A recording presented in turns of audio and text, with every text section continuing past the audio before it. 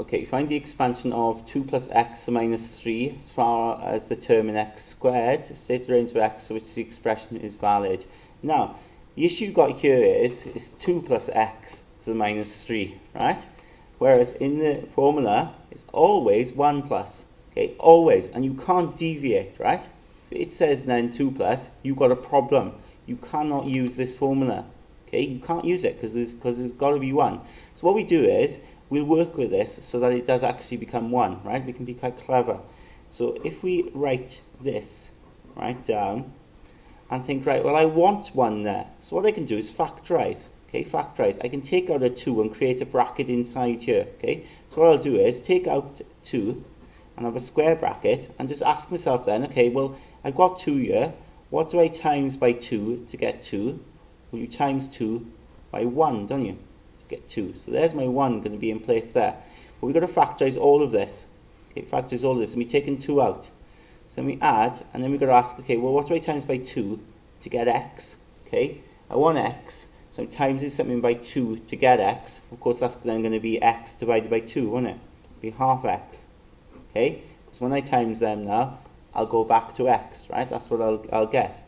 So taking out a factor of 2, even though there isn't really a factor of 2 here, 2 doesn't go into this, we take out a factor of 2, so we end up having 1 here, and then of course this will be x over 2. Okay, now if factorize inside, you've got to close that bracket now and put to the minus 3. But the next clever thing I do then is, this power minus 3 I apply to both terms here. So in a way I'm going to take 2 outside of this big bracket now. So I'm going to do 2 to that power minus 3, and in this bracket the power minus 3, and I'll write it as a round bracket, okay, just so we're back to sort of normal. And then we've got this, of course we know 2 to the minus 3, you can work that out on your calculator, okay, but that's like 1 over 2 cubed, isn't it? So that'll be 1 over 2 cubed, which is 1/8, okay. Okay, so always, if ever you get this where it isn't 1 here, this is the sort of method you can employ.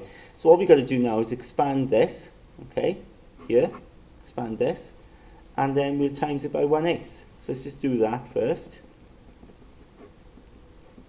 1 plus n, which is minus 3, x, and then plus then my n, which is minus 3, n minus 1, which is minus 4, over 1 times 2, which is 2, times x squared. Okay.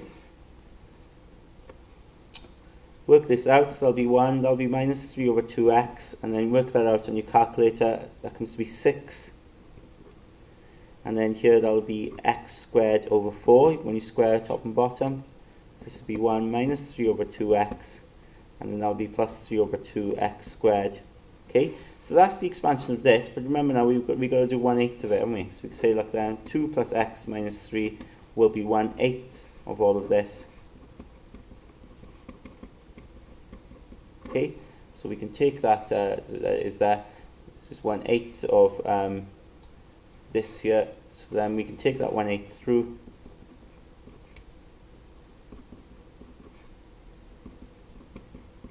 We're done.